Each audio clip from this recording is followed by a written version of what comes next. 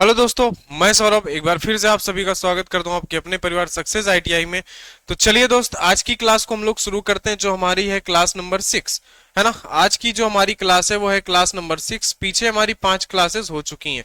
अगर आपने अभी तक वो क्लास नहीं अटेंड करी है तो यूट्यूब पे जाएंगे, प्लेलिस्ट है बिल्डर की कंप्लीट, वहां पे जाके आप ये क्लास को देख सकते हैं। फ्री ऑफ कॉस्ट एकदम क्लास है हमारी। हमारे यहाँ पे भाई फिटर की भी है ना, इलेक्ट्रीशियन की, वेल्डर की और WCS की भी क्लास आपके पास है, एकदम फ्री ऑफ कॉस्ट है। बस आपको चैनल को सब्सक्राइब करना है और कुछ नहीं करना है। पीडीएफ के लिए आपको टेलीग्राम ज्वाइन कर लेना है। टेलीग्राम का लिंक जो है वीडियो के डिस्क्रिप्शन पे। जैसे ही पूरा चैप्टर, कोई भी चैप्टर खत्म होता है, आपको उसकी पीडीएफ जो है अपलोड कर दी जाएगी, तो वहां से आप उसको पीडीएफ को देख सकते हैं। ठीक है भाई। तो आज हम लोग का मेन टॉपिक जो रहेगा वो प्रतिरोध वेल्डिंग एवं उसके प्रकार रहेंगे। उसके पहले हम लोग वेल्डिंग का थोड़ा सा क्लासिफिकेशन समझ लेंगे, है ना। जो हमारे पास इलेक्ट्रिक वेल्डिंग होती है, जो हमारे पास विद्युत वेल्डिंग होती है, उसके बारे में थोड़ी सी हम बातें कर लेंगे यहाँ पे। ठीक है दोस्त, विद्युत वेल्डिंग के बारे में, विद्युत वेल्डिंग के बारे में बात कर लेते हैं, यानी कि जो हमारे पास है इलेक्ट्रिक आर्क वेल्डिंग, उसके बारे में बात करते हैं। ठीक है दोस्त, आ जाओ। इलेक्ट्रिक वेल्डिंग, देखो दोस्त, जो इलेक्ट्रिक वेल्डिंग है उसे कितने भागों में बांटा गया है उस बारे में बात करते हैं। बेसिकली जो है हमारे पास इसको 3 भागों में बांटा गया है। जो हमारे पास इलेक्ट्रिक वेल्डिंग है ना। जो चीजें आपकी काम की हैं उतनी बातें मैं यहाँ पे आपको बता रहा हूं, है ना। ठीक है। तो सबसे पहले जो हमारे पास है, इसको सबसे पहले जो विद्युत वेल्डिंग है उसको बांटा गया प्रतिरोध वेल्डिंग में। उसका सबसे पहला भाग जो है हमारे पास वो क्या है, सबसे पहला भाग है हमारे पास प्रतिरोध वेल्डिंग। क्या है दोस्त, प्रतिरोध वेल्डिंग। ठीक है, जिसे आप कहते हैं रेजिस्टेंस वेल्डिंग, आप लिख लीजिएगा। दूसरा है हमारे पास आर्क वेल्डिंग। दूसरा हमारे पास क्या है, आर्क वेल्डिंग में इसे बांटा गया। ठीक है, प्रतिरोध वेल्डिंग, आर्क वेल्डिंग। तीसरा जो था हमारे पास वो था विकिरण, जिसे आप कहते हैं रेडिएशन वेल्डिंग, है ना। क्या है तीसरा, विकिरण वेल्डिंग। ठीक है भाई, क्या है, विकिरण वेल्डिंग। तो चलिए दोस्त, ये 3 भाग हो गए किसके, विद्युत वेल्डिंग के, प्रतिरोध वेल्डिंग, आर्क वेल्डिंग और विकिरण वेल्डिंग। अब इन्हें भी किन भागों में बांटा गया है वो बात मैं आपको बताता हूं, कि जो आपके सामने ये प्रतिरोध वेल्डिंग है इसे कितने भागों में बांटा गया है ना। इसे टोटल जो है दोस्त 5 भागों में बांटा गया है, वो मैं आपको बता देता हूं, है ना। कितने भागों में, 5 भागों में। सबसे पहले जो है आपके सामने वो है स्पॉट वेल्डिंग। सबसे पहला जो है इसका भाग वो क्या है, सबसे पहला है आपके सामने स्पॉट वेल्डिंग, है ना। इसे इंग्लिश में भी यही कहते हैं, स्पॉट वेल्डिंग। ठीक है दोस्त, क्या कहते हैं, स्पॉट वेल्डिंग। दूसरा, स्पॉट वेल्डिंग के बाद जो आता है वो है हमारे पास सीम वेल्डिंग। क्या है, स्पॉट वेल्डिंग के बाद जो हम सीखेंगे जिसे हम कहते हैं सीम वेल्डिंग। ठीक है, देखो कोई भी टॉपिक नहीं छूटेगा, है ना, ये आपकी गारंटी है यहाँ पे। बस आपको बस सिंपल सा चुपचाप पढ़ते रहना है, नोट्स बना लेना है, आराम से पढ़ते रहना है। ठीक है, इसे आप क्या कहते हैं, इसे आप इंग्लिश में भी यही कहते हैं, सीम वेल्डिंग, है ना। समझ गए, सीम वेल्डिंग। इसके बाद हमारे पास जो आता है वो आता है प्रक्षेप वेल्डिंग। तीसरे नंबर पे हमारे पास क्या है दोस्त, तीसरे नंबर पर है हमारे पास प्रक्षेप वेल्डिंग। ठीक है भाई, क्या है, प्रक्षेप वेल्डिंग। प्रक्षेप वेल्डिंग को इंग्लिश में क्या कहते हैं दोस्त, प्रोजेक्शन वेल्डिंग। क्या कहते हैं इसे, इसे हम कहते हैं प्रोजेक्शन वेल्डिंग। ठीक है दोस्त, क्या कहते हैं, प्रोजेक्शन वेल्डिंग। चलिए, अच्छा, हमने बात करी स्पॉट वेल्डिंग, सीम वेल्डिंग, प्रक्षेप वेल्डिंग। चौथे नंबर पर जो हमारे पास आता है वो होता है बट वेल्डिंग। क्या है दोस्त, बट वेल्डिंग। ठीक है, इसे इंग्लिश में क्या कहते हैं, इसे इंग्लिश में बट वेल्डिंग ही कहा जाता है। क्या कहा जाता है दोस्त, इसे इंग्लिश में भी बट वेल्डिंग ही कहा जाता है। ठीक है, बट वेल्डिंग, क्या कहा जाता है इंग्लिश में, इसे इसे कहा जाता है बट वेल्डिंग। ठीक है, तीसरा जो हमारे पास आता है, पांचवा जो आता है वो होता है आघात वेल्डिंग। क्या होता है दोस्त, वो होता है आघात वेल्डिंग। ये किसके भाग होते हैं? ये हमारे प्रतिरोध वेल्डिंग के भाग होते हैं। स्पॉट वेल्डिंग, सीम वेल्डिंग, प्रक्षेप वेल्डिंग, बट वेल्डिंग, आघात वेल्डिंग, है ना, जिसे आप कहते हैं, है ना, ठीक है, समझ गए, आघात वेल्डिंग, समझ गए। चलिए, तो मैंने सबसे पहले आपको बताया कि जो हमारे पास विद्युत वेल्डिंग होती है उसे कितने भागों में बांटा गया है, ठीक है, समझ गए। आघात वेल्डिंग, ठीक है, जिसे आप कहते हैं परक्यूशन वेल्डिंग,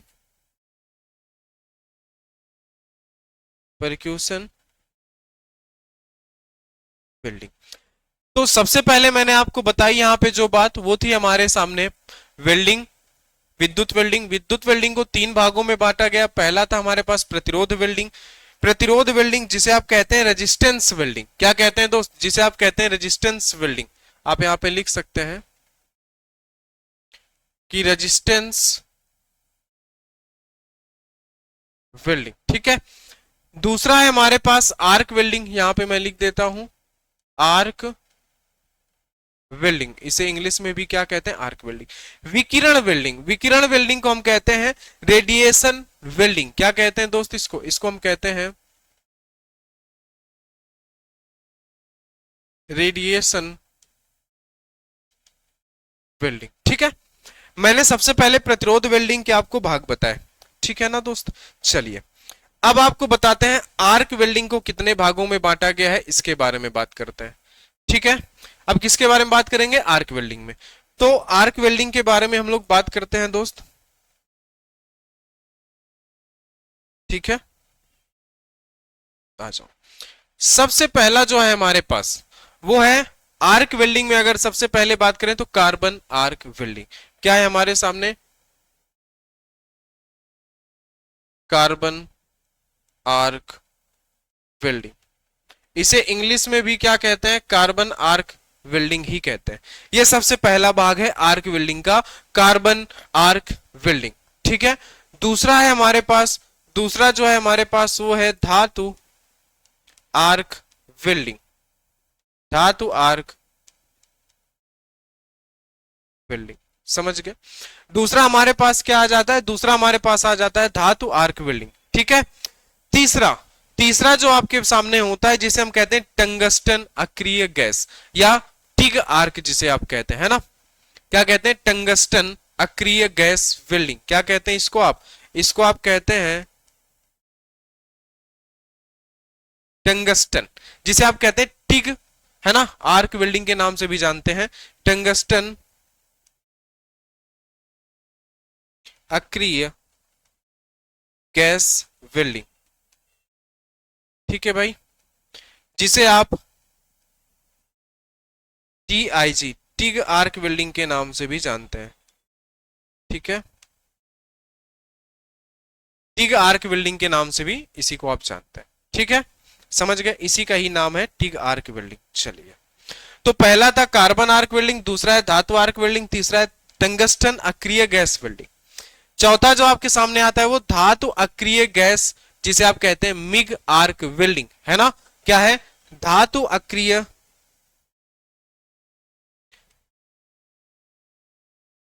धातु अक्रिय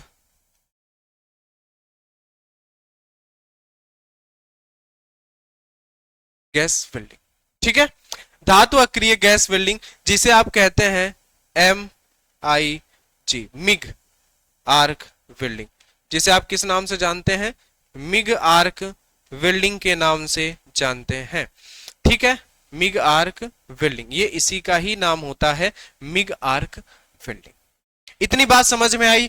कार्बन आर्क वेल्डिंग, धातु आर्क वेल्डिंग, टंगस्टन अक्रिय gas welding, TIG welding, MIG welding यानी धातु अक्रिय गैस वेल्डिंग, ठीक है। अच्छा, इसके बाद जो आता है हमारे सामने वो होता है प्लाज्मा आर्क वेल्डिंग। क्या होता है दोस्तों? वो होता है प्लाज्मा आर्क वेल्डिंग, ठीक है। बात आप समझ गए, वो क्या होता है? Plasma arc welding. चलिए, इतनी बात आप समझे। हमने अभी 5 बातें करी, कार्बन आर्क वेल्डिंग, धातु आर्क वेल्डिंग, टंगस्टन अक्रिय gas welding, TIG welding, MIG welding, आप इसको ऐसे याद कर सकते हैं, प्लाज्मा आर्क वेल्डिंग। क्या हो गया? Plasma arc welding. इसको इंग्लिश में भी हम यही कहते हैं, प्लाज्मा आर्क वेल्डिंग। ठीक है, अगला, ठीक है, अगला जो हमारे पास है जिसे हम कहते हैं submerged arc welding. Submerged arc welding जिसे हम कहते हैं निम्न, है ना, निमज्जित आर्क वेल्डिंग, है ना। देखो जरा, जिसे आप हिंदी में क्या कहते हैं? निमज्जित आर्क वेल्डिंग। ठीक है, या मैं इसको सीधे से लिख देता हूं, सबमर्ज्ड आर्क वेल्डिंग, यही लिख देता हूं मैं इसको, सबमर्ज्ड आर्क वेल्डिंग, इसको यही लिख देता हूं, ज्यादा बेटर रहेगा। इसी के नाम से ये ज्यादा जाना जाता है, सबमर्ज्ड आर्क वेल्डिंग। मैंने ये लिख दिया यहाँ पे कि सबमर्ज्ड आर्क वेल्डिंग। ठीक है, समझ गए? अच्छा, इसके बाद जो इसका लास्ट पॉइंट आता है वो हमारे पास क्या आता है? परमाणु, है ना, हाइड्रोजन आर्क वेल्डिंग। क्या आता है? परमाणु हाइड्रोजन आर्क वेल्डिंग। परमाणु हाइड्रोजन आर्क वेल्डिंग। क्या आता है? परमाणु हाइड्रोजन आर्क वेल्डिंग। समझ गए बात को? तो मैंने सबसे पहले आपको क्या बताया? प्रतिरोध वेल्डिंग के बारे में, आर्क वेल्डिंग के बारे में मैंने आपको सारी बातें यहाँ पे बता दी है ना। उम्मीद है आपको एकदम क्लियर दिख रहा होगा। ठीक है, दिख रहा है, बहुत बढ़िया है। ठीक है, चलिए अब हम बात करेंगे विकिरण वेल्डिंग के बारे में। अब हम किसके बारे में बात करेंगे दोस्त? अब हम बात करते हैं विकिरण वेल्डिंग के बारे में, कि विकिरण जो हमारे पास रेडिएशन वेल्डिंग है इसको किसने भागों में बांटा गया है। तो सबसे पहला आता है लेजर किरण वेल्डिंग। सबसे पहले क्या आता है दोस्त? सबसे पहले आता है लेजर किरण वेल्डिंग। ठीक है भाई, क्या है? लेजर किरण वेल्डिंग। समझ गए? दूसरे नंबर पे जो आता है वो आता है इलेक्ट्रॉन किरण वेल्डिंग। क्या आता है? Electron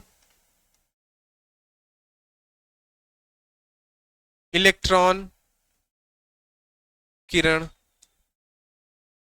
welding. ठीक है, लास्ट और तीसरा जो हमारे पास इसका होता है जिसे हम कहते हैं आर्क प्रतिबिंब वेल्डिंग। क्या कहते हैं? आर्क प्रतिबिंब वेल्डिंग। ठीक है, आर्क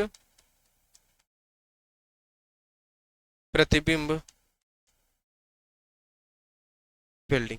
क्या कहते हैं? आर्क प्रतिबिंब वेल्डिंग, है ना, arc image welding, arc image welding. Electron किरण वेल्डिंग को क्या कहते हैं? इलेक्ट्रॉन बीम वेल्डिंग ही कहते हैं, है ना, इलेक्ट्रॉन बीम वेल्डिंग। क्या कहते हैं? Electron beam welding.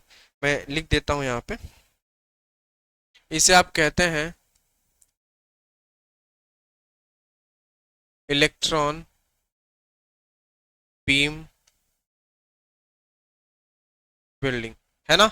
इसे आप कहते हैं आर्क इमेज वेल्डिंग। क्या कहते हैं? Arc image welding.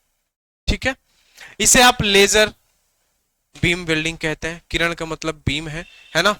इसे आप क्या कहते हैं दोस्त? लेजर बीम वेल्डिंग, है ना। आप इसको लिख सकते हैं, है ना। क्या है कि laser beam welding, laser beam welding. तो ये मैंने आपको विद्युत वेल्डिंग का क्लासिफिकेशन बता दिया आपको। आप इसको इसका पीडीएफ मेरे प्यारे भाई आपको मिल जाएगा टेलीग्राम पे। ठीक है, तो आप इसको देख लीजिएगा, आप इस नोट्स जरूर बनाइएगा। बहुत अलग तरीके से मैं यहाँ पे वेल्डर आपको कंप्लीट कराने वाला हूँ। बहुत पतली सी नोट्स में कंप्लीट कराने वाला हूँ इसको, एकदम सिलेक्टेड पॉइंट आपको यहाँ पे मैं इसके बताने वाला हूँ। ठीक है ना, इतनी बात आप समझ रहे हैं कि नहीं समझ रहे हैं? चलिए, ठीक है, इतनी बात क्लियर है। तो इसको आप कर लीजिएगा, विद्युत वेल्डिंग का क्लासिफिकेशन आप कर लीजिएगा। अब हम शुरू करेंगे सबसे पहले कहां से? सबसे पहले हम शुरू करेंगे प्रतिरोध वेल्डिंग से। अभी जो हम बात करने वाले हैं प्रतिरोध वेल्डिंग से शुरू करेंगे प्यारे भाई। तो आइए जरा प्रतिरोध वेल्डिंग के बारे में जानते हैं। ये रहा आपके सामने प्रतिरोध वेल्डिंग। ठीक है, यह है आपके सामने प्रतिरोध वेल्डिंग, जिसे हम कहते हैं रेजिस्टेंस वेल्डिंग। देखो दोस्त, रेजिस्टेंस वेल्डिंग एक विद्युत वेल्डिंग प्रक्रिया, इलेक्ट्रिक वेल्डिंग प्रोसेस है, जिसमें दो या अधिक वस्तुओं को, मतलब दो, भाई जोड़ोगे तो किसको जोड़ोगे भाई, एक वस्तु में तो जॉइंट लगाओगे नहीं, दो होंगी या फिर दो से ज्यादा, तो दो या अधिक वस्तुओं को आपस में जोड़ने के लिए विद्युत धारा और दबाव का उपयोग किया जाता है। किसका? इलेक्ट्रिक करंट और प्रेशर का उपयोग करते हैं। आप क्या करते हैं? इलेक्ट्रिक करंट और साथ में प्रेशर का उपयोग किया जाता है। इस प्रक्रिया में धातुओं के संपर्क बिंदु पर, जहां पे धातुएं रखी जाती हैं, जैसे मैंने कहा कि एक धातु हमारी ये है और दूसरी धातु ये, इस तरीके से मुझको जोड़ना है, इसको थोड़ा लंबाई बढ़ानी है ना, तो मैंने क्या किया, एक धातु का टुकड़ा यहां था, एक धातु का टुकड़ा मैंने यहां लगा दिया। अब मैंने कहा कि यहां पे मुझे ज्वाइंट लगाना है ना, यहां पे मुझे क्या करना है, यहां पे मुझे ज्वाइंट लगाना है। तो आप क्या करेंगे, प्रतिरोध वेल्डिंग का अगर आप यूज कर रहे हैं तो इलेक्ट्रिक करंट और साथ में प्रेशर का उपयोग किया जाता है। तो धातुओं का जो संपर्क बिंदु होता है, ये जो इनका संपर्क बिंदु है, ये क्या है दोस्त, इसी को हम कहते हैं संपर्क बिंदु। तो ये जो संपर्क बिंदु होता है ना, संपर्क बिंदु, जब इसमें विद्युत धारा प्रवाहित होती है जिससे प्रतिरोध उत्पन्न होता है, रेजिस्टेंस उत्पन्न होता है और उष्मा भी पैदा होती है, यानी प्रतिरोध भी, रेजिस्टेंस आर भी उत्पन्न होता है और क्या है यहाँ पे, और उष्मा यानी हीट भी पैदा होती है। यही उष्मा धातु को पिघलाकर जोड़ने का कार्य करती है। क्या करती है? यही उष्मा धातु को पिघलाकर जोड़ने का कार्य करती है। यानी कि ये धातु यहाँ पे पिघलती है तो यहाँ पे क्या हो जाता है, ज्वाइंट लग जाता है ना, और हमें यहाँ पे किसी चीज की जरूरत नहीं पड़ती है। बोलो जरा, इतनी बात आप समझे कि नहीं? ठीक है, बताइए, एक क्लियर बात है। चलिए तो अब आगे बात करते हैं। भाई मैंने तो रेजिस्टेंस वेल्डिंग के बारे में बेसिक सी जो बात थी वो मैंने आपको बता दिया, है ना। अब बताता हूं कि रेजिस्टेंस वेल्डिंग का सिद्धांत क्या होता है। रेजिस्टेंस है ना, प्रिंसिपल ऑफ रेजिस्टेंस वेल्डिंग। देखो इस प्रक्रिया का सिद्धांत जो है ना, वो जूल के नियम पर आधारित है। कहां पर आधारित है? इस प्रक्रिया का जो सिद्धांत है वो जूल के नियम पर आधारित है। ठीक है, तो मैं यहां पे लिख देता हूं कि इस प्रक्रिया का जो सिद्धांत है प्यारे भाई, इस प्रक्रिया का सिद्धांत वो कहां है? जूल के नियम पर आधारित है। ठीक है, जूल के नियम पर आधारित है। ठीक है, जूल के नियम पर आधारित है। समझ गए? जूल का नियम, और जूल का नियम आपको सभी को पता होना चाहिए कि भाई मेरे जूल का नियम क्या होता है, बताओ। आप कहेंगे सर H बराबर I square into R T. Joule का नियम क्या होता है? जूल का जो नियम होता है वो होता है H बराबर आई स्क्वायर आर टी। यही तो होता है जूल का नियम। बताओ जरा, इतनी बात आपको क्लियर है कि नहीं? H बराबर आई स्क्वायर इंटू में आर टी, है ना। इन सभी के बीच में मल्टीप्लाई का सिंबल लगा होता है, H square into R T. इसलिए मैंने इसको क्या कर दिया कि जहां पे कोई सिंबल नहीं होता वहां पे इंटू माना जाता है। तो आई स्क्वायर इंटू आर टी, ये जूल का नियम होता है ना। समझ गए? अच्छा, अब मैं आपको यहां पे बात बता देता हूं कि आपका ये एच क्या है, ठीक है, आपका ये आई क्या है, और यहां पे जो आर है ये क्या है, और यहाँ पे जो टी है ये भी क्या है। आपके मन में इच्छा होगी इनको जानने की कि सर ये है क्या। देखो एच जो है ना वो उष्मा है, जो हीट होता है, उष्मा उत्पन्न होती है, उसे हम एच कहते हैं। ठीक है, जो क्या होती है, उष्मा होती है, यानी कि जो हीट होती है उसे हम क्या कहते हैं, उसे हम एच से यहाँ पे रिप्रेजेंट कर रहे हैं, उष्मा को, है ना, जो उत्पन्न उष्मा होती है। ठीक है, यानी कि जो हीट जनरेटेड होती है उसे हम क्या कहते हैं, या मैं सीधे से यहां पे लिख देता हूं, उत्पन्न उष्मा जो होती है बिल्डिंग करते समय, जो उत्पन्न उष्मा होती है ना, उत्पन्न उष्मा यानी कि जनरेटेड हीट जो है उसे हम क्या कहते हैं, उसे हम एच से डिनोट करते हैं। किससे? एच से। आई हमारा क्या होता है दोस्त? आई जो होता है हमारा वो होती है प्रवाहित धारा। आई हमारी क्या होती है? प्रवाहित धारा जो होती है ना। ठीक है, करंट इन एम्पियर्स, यानी कि ये एम्पियर्स में होना चाहिए, है ना, प्रवाहित धारा, यानी कि इसे हम लिख सकते हैं यहां पे करंट इन एम्पियर्स। ये किस में होता है? एम्पियर में होता है, करंट इन एम्पियर्स। ठीक है, समझ गए? अच्छा, आर क्या होता है? आर होता है हमारा विद्युत प्रतिरोध। आर क्या होता है? आर होता है विद्युत प्रतिरोध। समझ गए? आर क्या होता है? आर को हम कहते हैं विद्युत प्रतिरोध, यानी कि रेजिस्टेंस इन ओम्स, है ना। इसे हम क्या करते हैं? प्रतिरोध को हम किससे डिनोट करते हैं? ओम से, है ना। तो रेजिस्टेंस इन ओम, ठीक है, समझ गए। विद्युत प्रतिरोध, जो प्रतिरोध होता है इसका मतलब क्या है? ओम है ना। तो रेजिस्टेंस, जो हमारा रेजिस्टेंस है, इसे हम ओम से डिनोट करते हैं, ठीक है। तो रेजिस्टेंस इन ओम्स, ठीक है, बात समझ गए। चलिए, टी क्या है दोस्त? टी है आपका समय, यहां पे टी क्या है? समय। और समय किसमें? समय वो भी सेकंड में, है ना, यानी कि टाइम इन सेकंड,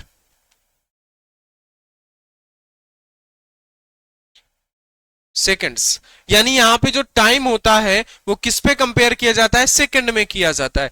तो मैंने ये बात आपको बताई कि रेजिस्टेंस वेल्डिंग का जो सिद्धांत होता है, यानी प्रिंसिपल ऑफ रेजिस्टेंस वेल्डिंग जो है, ये जूल के नियम पर आधारित है। जूल का नियम क्या कहता है? एच बराबर I square into R T. H हमारा उष्मा है जो हीट उत्पन्न होती है, आई प्रवाहित धारा है, आर विद्युत प्रतिरोध है, और टी हमारा क्या है?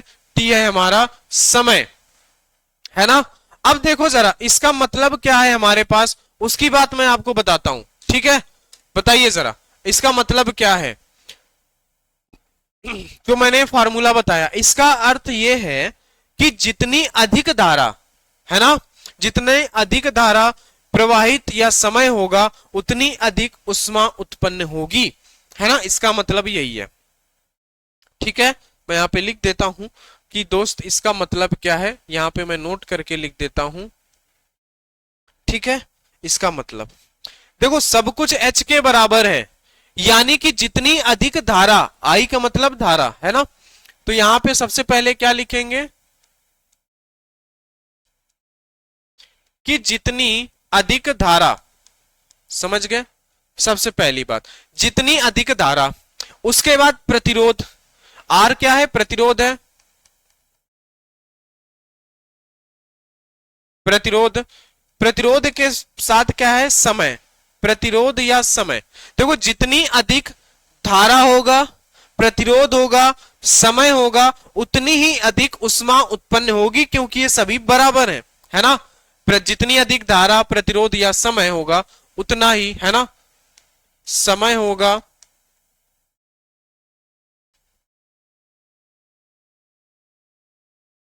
उतनी अधिक क्या होगी? उतनी अधिक जो उष्मा है वो भी उत्पन्न होगी। क्या होगी? उतनी अधिक उष्मा उत्पन्न होगी, उत्पन्न होगी, समझ गए। क्यों? क्योंकि ये सभी डायरेक्टली प्रोपोर्शनल है, यानी कि क्या है, जिसे हम कहते हैं समानुपाती, है ना, है ना, समानुपाती, व्युत्क्रमानुपाती नहीं है, समानुपाती है। समझ गए बात को। इसीलिए यहां पे मैटर क्या है, इस बात को आप नोट करके लिखिएगा, इस बात को, कि जितनी अधिक धारा, जितना अधिक प्रतिरोध, जितना अधिक समय, उतना ही अधिक क्या होगा? उतना ही अधिक उष्मा उत्पन्न होगी, क्योंकि ये सभी आपस में समानुपाती हैं, डायरेक्टली प्रोपोर्शन में है ये, इसलिए क्या होगा? ऐसा ये बात होगी। समझ गए बात को कि नहीं? ठीक है, चलिए आगे बात करता हूं, है ना। रेजिस्टेंस, जो मुख्य घटक है, यानी कि main components of resistance welding, है ना, कि रेजिस्टेंस वेल्डिंग में प्यारे भाई जो क्या है, रेजिस्टेंस वेल्डिंग में हमारे जो प्रतिरोध होते हैं, है ना, जो मुख्य घटक होते हैं, सॉरी, है ना, रेजिस्टेंस वेल्डिंग में जो हमारे मुख्य घटक हैं, कौन कौन से जो ऐसे हैं, कंपोनेंट हैं, जिनका हम यूज करते हैं, उनके बारे में मैं बताता हूं। रेजिस्टेंस वेल्डिंग में कौन कौन से कंपोनेंट्स यूज होते हैं, उनके बारे में बताता हूं। तो सबसे पहले जो है वो है हमारे पास ट्रांसफार्मर, ट्रांसफार्मर। तो सबसे पहले बात करेंगे हम यहां पे ट्रांसफार्मर के बारे में। देखो, ट्रांसफार्मर क्यों उपयोग किया जाता है? कि उच्च वोल्टेज को कम वोल्टेज और अधिक करंट में बदलता है। ये क्या करता है? उच्च वोल्टेज, अगर ज्यादा वोल्टेज है तो क्या करेगा? कम वोल्टेज और अधिक करंट में बदलता है। क्या करता है? उच्च वोल्टेज को,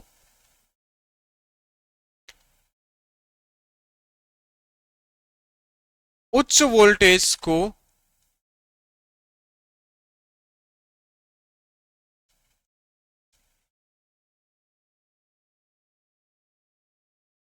उच्च वोल्टेज को क्या करता है, कम वोल्टेज और अधिक करंट में बदलता है। क्या करता है, कम वोल्टेज और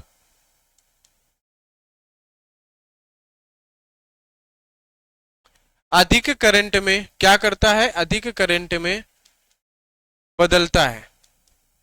समझ गए, क्या करता है कि उच्च वोल्टेज को कम वोल्टेज और अधिक वोल्टेज में बदलता है, इसलिए ट्रांसफर का यूज करते हैं, ट्रांसफार्मर का। ठीक है। दूसरा दूसरा जो आपका जरूरी घटक होता है, कंपोनेंट होता है, वो क्या है, इलेक्ट्रोड्स।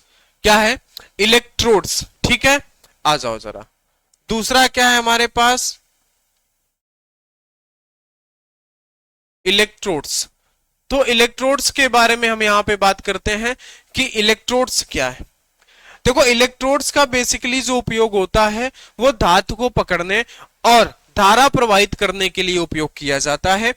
क्योंकि जो यहाँ पे जॉइंट आप लगाते हो ना, जैसे मैंने यहाँ पे आपको बताया था, इसको पकड़ा किससे जाएगा, हाथ से तो पकड़ोगे नहीं, इलेक्ट्रोड से पकड़ोगे। तो वो इलेक्ट्रोड क्या करता है, धातु को पकड़ने का काम भी करता है और उसी इलेक्ट्रोड के माध्यम से धारा प्रवाहित भी होती है ना। तो क्या करते हैं कि धातु को पकड़ने के लिए और धारा प्रवाहित करने के लिए उपयोग किया जाता है इसका।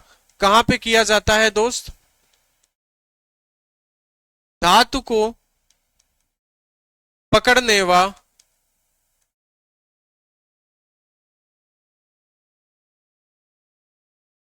धारा प्रवाहित करने के लिए, है ना, धारा प्रवाहित करने के लिए प्रयोग करते हैं। सिंपल सी बात। ठीक है, एकदम बेहतरीन ढंग से भाई यहाँ पे पढ़ाने वाला हूं मैं, तो इसका नोट्स जरूर बनाइएगा आप लोग। ठीक है, दोबारा आपको पढ़ना नहीं पड़ेगा वेल्डर। चलो आ जाओ जरा, अब बात करते हैं तीसरा कंपोनेंट इनका क्या है, जो क्लैंपिंग मैकेनिज्म होता है, धातुओं को दबाव में रखता है। ये क्या होता है, जो क्लैंपिंग, है ना,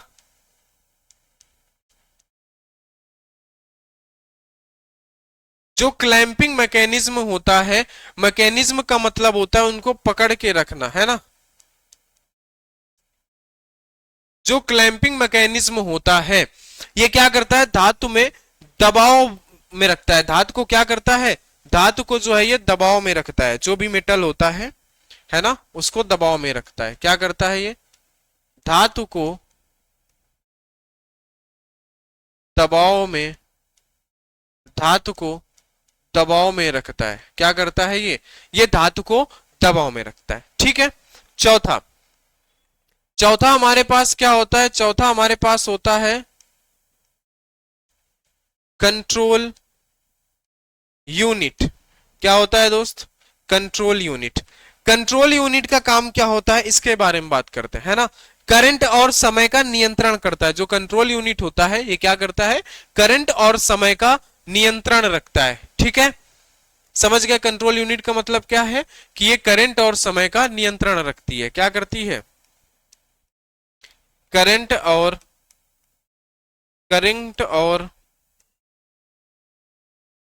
समय का, करंट और समय का नियंत्रण रखती है ना।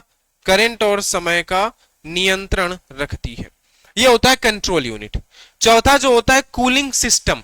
पांचवा जो हमारे पास बहुत ही इंपॉर्टेंट होता है वो होता है हमारे पास कूलिंग, कूलिंग सिस्टम। तो कूलिंग सिस्टम के बारे में बात करते हैं भाई। कूलिंग सिस्टम क्या करता है, देखो कूलिंग सिस्टम ना इलेक्ट्रोड और मशीन को ठंडा रखता है। जो कूलिंग सिस्टम होता है वो इलेक्ट्रोड ना गर्म हो पाए, जो मशीन है वो ना गर्म हो पाए, उनको ठंडा रखता है ना। इलेक्ट्रोड्स और मशीन को ठंडा रखता है, क्योंकि भाई इलेक्ट्रोड्स में ही तो करंट बहता है ना। इलेक्ट्रोड्स और मशीन को क्या करता है, इलेक्ट्रोड्स और मशीन को ठंडा रखता है। इलेक्ट्रोड्स और मशीन को क्या करता है, ठंडा रखता है। बात समझ गए। तो ये बात थी मुख्य घटक के बारे में, जो हमारे मेन कंपोनेंट्स थे रेजिस्टेंस वेल्डिंग के, उसके बारे में। ठीक है, ये भी बात आप समझ गए होंगे। इसको आप लिख लीजिएगा, बढ़िया से याद कर लीजिएगा। ठीक है, बहुत काम की चीज। आगे फायदे, है ना, एडवांटेज ऑफ रेजिस्टेंस वेल्डिंग। देखो बहुत तेज प्रक्रिया है ये, जो वेल्डिंग की प्रक्रिया है ना, अगर आपसे पूछता है सबसे तेज वेल्डिंग की प्रक्रिया, तो आप क्या बताएंगे? आप बताएंगे रेजिस्टेंस वेल्डिंग। क्या बताएंगे आप बताएंगे रेजिस्टेंस वेल्डिंग।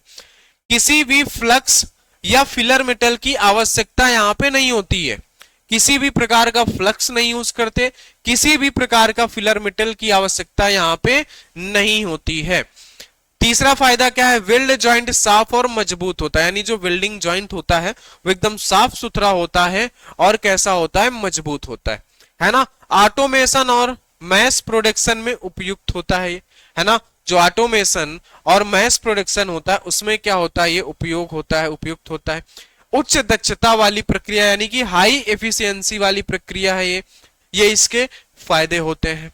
अगली बात, अगली जो है इसकी कमियां क्या है? अगली कमियां इसकी डिसएडवांटेज ये है कि ये सिर्फ पतली धातुओं को जोड़ने में ही काम आता है, मोटे सेक्शन की धातुओं को जोड़ना इससे कठिन होता है। ठीक है। मशीन की कीमत अधिक होती है, इस मशीन की कीमत अधिक होती है। इलेक्ट्रोड्स का जीवन सीमित होता है, इलेक्ट्रोड्स मतलब जल्दी खराब होते हैं। वेल्डिंग पर नियंत्रण के लिए सटीक टाइमिंग की आवश्यकता होती है ना। वेल्डिंग पर नियंत्रण के लिए हर कोई वेल्डिंग नहीं कर पाता, प्रतिरोध वेल्डिंग, रेजिस्टेंस वेल्डिंग। जो बहुत ही कुशल कारीगर होंगे ना वही कर पाएंगे। क्या कर पाएंगे? वही ये जो है सटीक टाइमिंग पर वेल्डिंग कर पाएंगे, इसलिए इसकी एक कमी है। उपयोग देखो, कार है ना, बॉडीज और फ्यूल टैंक्स, यानी कि ऑटोमोबाइल्स इंडस्ट्री में इसका प्रयोग करते हैं, क्योंकि कार की बॉडी और जो फ्यूल टैंक्स की बॉडी होती है ज्यादा मोटी तो होती नहीं, बहुत भारी तो होती नहीं वहां पे, है ना। एयरक्राफ्ट के निर्माण में भी इनका प्रयोग करते हैं, इलेक्ट्रॉनिक उपकरण में भी इसका प्रयोग किया जाता है, और घरेलू उत्पाद में भी इसका प्रयोग करते हैं, जैसे कि रेफ्रिजरेटर, वॉशिंग मशीन आदि में वायर और रॉड को जोड़ने में भी इसका प्रयोग हम कर लेते हैं, क्योंकि पतली चीजों को जोड़ने के लिए ही प्रयोग की जाती है। ठीक है। आगे देखो, इसमें सुरक्षा और सावधानियां क्या रखनी चाहिए, है ना। सेफ्टी एंड प्रिकॉशन क्या है? विद्युत सुरक्षा नियमों का पालन करें, क्योंकि इलेक्ट्रिक वेल्डिंग है, इलेक्ट्रिक लाइट के द्वारा होती है, तो विद्युत सुरक्षा नियमों का पालन करें। मशीन को ओवरलोड ना करें, मशीन जो है उसको ओवरलोड ना करें, उसको लोड के अंदर ही रखें, नहीं वो खराब होगी। इलेक्ट्रोड्स को समय समय पर साफ करें, जो इलेक्ट्रोड है उसको समय समय पर साफ कर लें।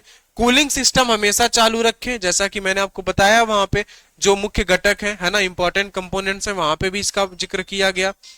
ठीक है प्यारे भाई, बताओ। ठीक है।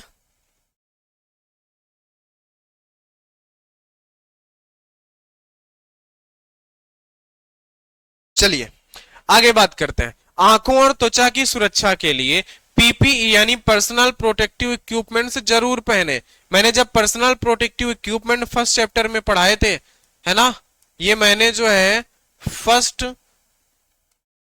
चैप्टर में मैंने पढ़ा दिया है ये, है ना। इसलिए मैंने कहा था कि पर्सनल प्रोटेक्टिव इक्विपमेंट आपके लिए बहुत ही जरूरी होते हैं, है ना, इसलिए इनको पहनना जरूरी होता है। समझ रहे हैं बात को? पर्सनल प्रोटेक्टिव इक्विपमेंट जो है इनको पहनना जरूरी होता है मेरे प्यारे भाई। ठीक है, समझ गए कि नहीं? बात को समझ गए? चलिए, तो ये हो गई सुरक्षा एवं सावधानियां के बारे में बात हो गई इसके। ठीक है, तो आज क्या हम इसको यहीं तक रख लें? ठीक है ना, आज हम इसको यहीं तक रख लेते हैं। काफी सारी मैंने यहाँ पे आपको बातें बता दी हैं, आगे भी हमारे पास और भी चीजें थी। स्पॉट वेल्डिंग फिर हम लोग शुरू करते, लेकिन अब आज की क्लास को यहीं रखते हैं, है ना। अगर क्लास आपको बढ़िया लगी है तो नेक्स्ट क्लास में भी हमसे मिलिएगा, हमारे साथ जुड़िएगा, क्लास को लाइक कर दीजिएगा और दोस्तों के साथ भी इसको शेयर करिएगा, है ना, और चैनल को सब्सक्राइब करना मत भूलिएगा। तो चलिए दोस्त, आज की क्लास में इतना ही, मिलते हैं आपको नेक्स्ट क्लास में। तब तक के लिए आप सभी को बहुत बहुत धन्यवाद।